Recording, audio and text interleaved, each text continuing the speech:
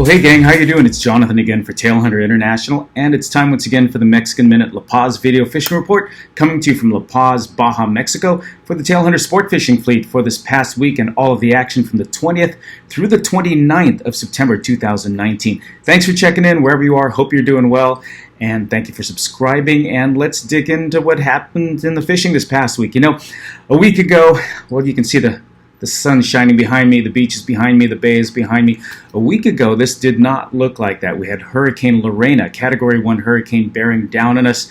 We had tape across the windows. We had to sandbag the front of our Tailhunter restaurant. Everybody's preparing, trying to get ready. You never know what's going to happen. Originally, the forecast said it was just going to kind of veer off and kind of glance over us, drop some rain and some wind on us. Then about 3 or 4 hours ahead or later, the advisories changed and it said it was coming right for us. And so, you know, we've had some pretty tough hurricanes over the last 25 years I've been here. There haven't been many, but there have been some rough ones, like Odile in 2014. So, you know, when something like that's coming for you, even though it says Category 1 or it's a tropical storm, you just really never know. You prepare for the worst and hope for the best. In this case, it was kind of a storm of inconvenience, as I mentioned last week. We had about 12 to 18 hours of rain, some strong wind. It happened mostly at night, so not much was going on anyway. I'll tell you what, most of the clients, to them, some of them slept through it. Others just partied through the night, and really it didn't matter for what was going on. The biggest part for us was, you know, it was kind of crazy because a lot of folks were stuck here. We had, I think, maybe 56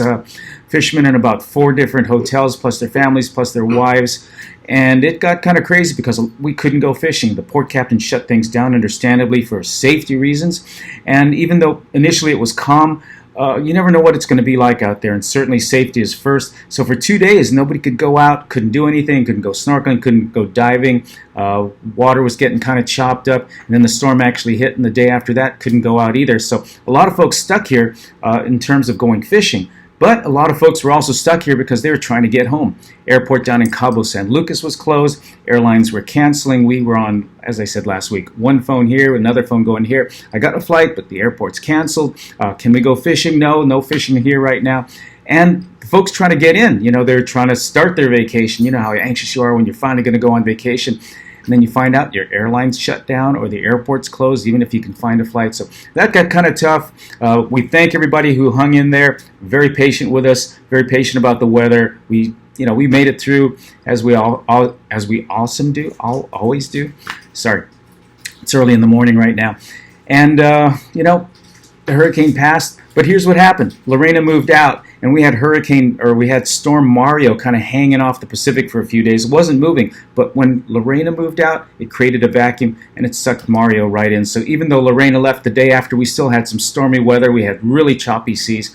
And although we really didn't get it hit really, really hard here in La Paz, some of the areas, especially around Las Arenas, Los Planes, on the East Cape, they had trees knocked down. There was some property damage, a lot of flooding. Some of the roads got washed out as well. Here in La Paz, very, very mild for the most part. We got some flooding, some power lines went down, trees fell over, but nobody injured, no real property damage. So knock on wood, we made it through Lorena.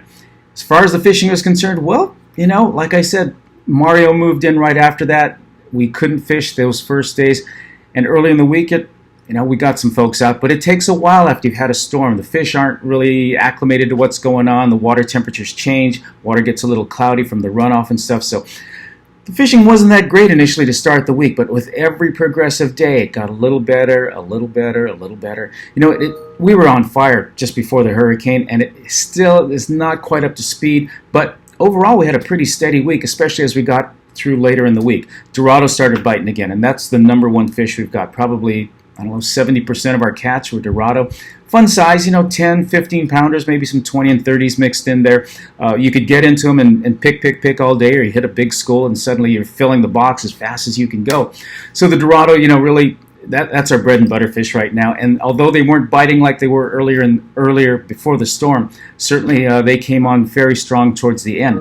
Also, we had this great marlin bite, probably the best marlin bite that I've seen in the last 25 years that I've been here. The marlin were going crazy last week, and they weren't quite ready to go yet after the storm. But again, as the week got on, as we progressed away from the storm the marlin started biting again. Got some big blues, including a 250-pounder. We had some other big blues that were hooked. A couple of stripers also hooked. A lot of these fish were lost as well because, the guys are fishing right in the middle of a Dorado school with 30, 40, 25-pound tests, and these marlin are just coming through. They're eating the Dorado, they're eating the bait, they're eating the bonita that are hanging out as well. And so suddenly a guy or a lady who's fishing with very light tackle for Dorado and having a great time suddenly find themselves hooked onto 100, 150, 200-pound fish for a long fight, or a fight that doesn't last very long. But it makes for a lot of exciting fishing. You really just don't know what you're going to catch right now.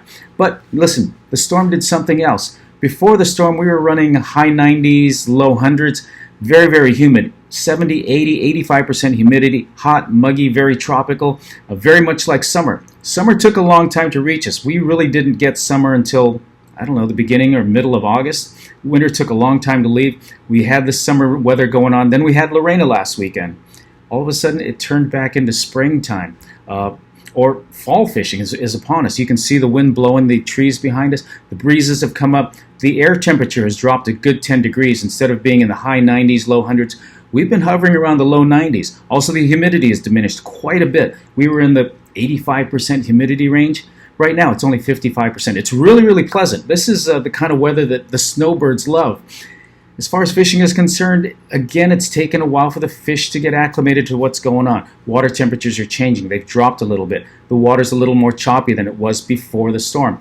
And what it did for the fishing, the Dorado are still here, the marlin are still here. Tuna, I don't even bother with the tuna right now. They come up, they leave, they're moving too fast. If you want to chase and hit a home run, go for the marlin or go for the tuna. But for the most part, 1 or 2 tuna a day, and that's about it. Dorado are the strong point. But here's what the storm did. It brought in other species. Not only did we catch Dorado, we caught marlin. The big dogtooth snapper is still biting, but roosterfish are on. Pargo, Cabria, Jack Crevalle, Sierra, Pompano. These are all cold water fish, the kind of fish we catch in the spring or the late fall. So we got a lot more variety this week than we had the week before. I don't know if this is the beginning of the fall because once the winds start coming up, it really changes the complexion of the fishing. But as far as fishing was concerned last week, everybody caught fish. If you're just coming down and you're fishing that one day, that you could be the one boat that was off or just didn't hit it, or that captain was off or whatever it may be, or the weather was off. But if you're fishing like most of our clients, 99% are fishing 2, 3, 4, 5 days. I guarantee you might have a bad day, but the others are going to make more than make up for it. Everybody's going home with fish or catching all they wanted and releasing all they wanted. We're releasing most of the marlin, we're releasing all the rooster fish, we're releasing a lot of these small Dorado. There's a lot of action out there. The bonito will keep you busy if nothing else. So everybody's going home pretty happy, just trying to make up and catch up to where we were before the storm. So real quickly, that's going to do it for our Mexican Minute La Paz Video Fishing Report. Hope wherever you are, you're doing well. Have a great week. We'll check in with you next week. This is Jonathan for the Mexican Minute. You take care and God bless.